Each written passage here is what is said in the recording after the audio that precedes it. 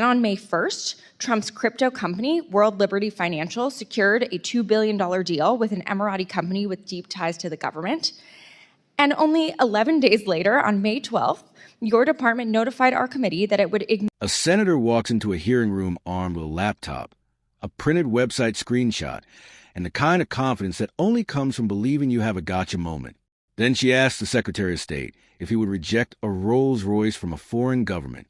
A Rolls-Royce at a Senate hearing about foreign policy. If you want to know how that turned out, stay with me until the very end, because this one is worth every second.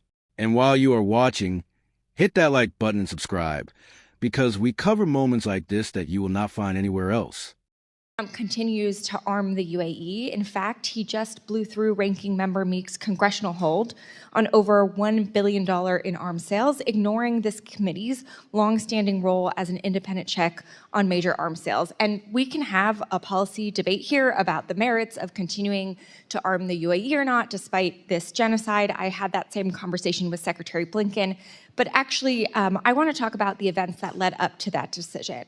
So on April 30th, the Trump Organization, which Donald Trump still owns, unveiled plans to build an 80-story Trump Tower in Dubai. Then on May 1st, Trump's crypto company, World Liberty Financial, secured a $2 billion deal with an Emirati company with deep ties to the government. And only 11 days later, on May 12th, your department notified our committee that it would ignore Ranking Member Meek's holds on UAE arms sales. I think no matter who was president, they would have to deal with the UAE. We have to. They're a member. That's not my question. We can have a policy debate about how we should engage with the UAE. You're I making just claims visited about there corruption, a few and I'm weeks ago. answering that any president in the United States, I don't care who the president is, would have to deal with UAE. They're a member of the Abraham Accords, number one. They've been incredibly cooperative on a bunch of other issues. We don't agree with them on 100%. We have concerns about some of the things they do, but this is called the balancing of foreign policy. Secretary It is in Rubio, our national I don't interest disagree with to have you. a good relationship with the UAE, despite the fact that there are things we do we don't like. Secretary Rubio, I don't disagree with you. I just visited the UAE a couple weeks ago and had these very same conversations there, but I don't think this is a complicated question. President Trump is personally profiting from a deal with a foreign government while selling weapons to that same government who is enabling a genocide. Policy aside, are you really saying you don't think this is a conflict of interest? No, you're making claims. The president's family owns a business, and they can conduct business anywhere in the world they want. The president's never once raised business deals in UAE when talking about it. Any president would have to have a relationship with the UAE. Secretary Rubio, that's just silly. The previous administration had one too. President Trump has retained his ownership of these companies, and I have an image right here from World Liberty Financial's website. So the idea that President Trump is not the face of the brand of this company on top from benefiting from them, and it literally says on the website that Mr. Trump and his family members own a 60% stake in this company, that's silly. So we can talk about the policy merits. That's not what I'm asking you. I'm asking you a very simple question. Do you believe it's a conflict of interest to have a president personally profiting from a deal with a foreign government while selling weapons to that same government who's enabling a genocide? I don't accept the premise of your question. I think this has nothing to do with personally benefiting from anything. This has to do with the fact that in order to conduct foreign policy in the Middle East, you're going to have to deal with the UAE. Mr. Secretary, this is a clear conflict of interest, and anyone with any common sense can see that. The president is personally benefiting from billions of dollars of deals, and he doesn't care at all about the people of Sudan who are experiencing famine and genocide. It's shocking to me that you can't admit that. It's clear that you seem more concerned about staying in Trump's good graces than sticking up for human rights and American values that you once were a champion for. With that, I'm going to yield the remainder of my time to Representative Olszewski. Well, you make these claims about staying in good graces. You accuse people of being reclaiming my time, corrupt. Mr. Chairman. Thank you, Mr. Secretary. There's a moment in politics when the curtain pulls back and you see exactly what a hearing is really about. Not oversight, not accountability, not the people being invoked in emotional speeches. You see the performance underneath all of it. And what happened in this exchange between Secretary of State Marco Rubio and members of Congress during a Senate hearing is one of the clearest examples of political theater colliding with someone who simply refused to play along. Here is what you need to understand going in. The argument being made against the administration is this. The Trump Organization announced plans for a tower in Dubai. A crypto company connected to Trump secured a deal with an Emirati-linked firm. And shortly after, the State Department moved forward with arms sales to the UAE. To the members pressing Rubio, that sequence equals corruption. That is the entire case. A timeline presented as a smoking gun. Rubio's response was precise, and it was grounded. He did not get flustered. He did not take the bait.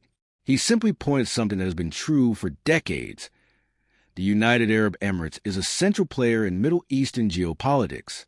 They are signatories to the Abraham Accords. They cooperate on counterterrorism, on regional stability, on issues that directly affect American interests. Democratic administrations maintain close ties with the UAE. Republican administrations have done the same. That is not a Trump policy. That is American foreign policy across administrations. Now, you can disagree with that policy. That is a legitimate conversation. The senator even acknowledged she had just visited the UAE herself and had similar conversations on the ground. So the policy itself was never really the issue. What she wanted was for Rubio to sit in that chair and say, yes, the president is personally corrupt. And Rubio's answer was clear. I do not accept the premise of your question. That is not evasion. That is a substantive rejection of a framing built on assumption.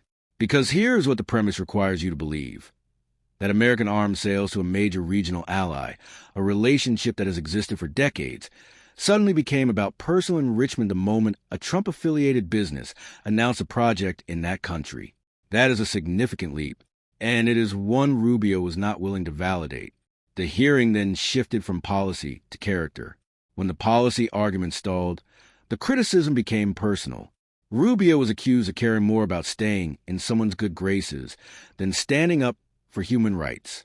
That is a serious accusation to make in a public forum, and it tells you something about the strategy at play. When the evidence does not close the case, the attack moves to motive, and motive is impossible to disprove, which makes it the safest ground for a politician who has run out of substantive ground to stand on. Then came the Rolls-Royce question. And I want to sit with this for a moment, because it matters more than it seems. A representative asked Rubio, yes or no, would he reject a $200,000 Rolls-Royce offered by a foreign government? Rubio said the offer had never been made to him. They pushed. He called the question silly. And he was right to call it that, not because the underlying principle is silly, but because the question had nothing to do with the hearing. It was designed to manufacture a clip, a sharp, 5-second moment that plays well in a highlight reel and implies something without actually proving anything. That is the tell. When a hearing on arms sales, foreign policy, and alleged conflict of interest ends with a question about luxury automobiles, you have left the territory of serious oversight and entered the territory of content creation. Now, let's be honest about something, because a good commentator has to be. The questions about foreign entanglement and business interests are not questions that belong only to one party or one administration. These are structural questions about how business, politics, and foreign policy intersect in Washington at all levels. If we're going to hold this standard consistently, it has to apply across the board, to lobbying firms, to consulting contracts, to foundation donations, to the full landscape of how Washington operates. The moment that scrutiny becomes selective, it stops being oversight and starts being opposition research with a microphone. What Rubio demonstrated in that room was composure under a strategy specifically designed to break it. The plan was simple. Ask leading questions, present a damning timeline.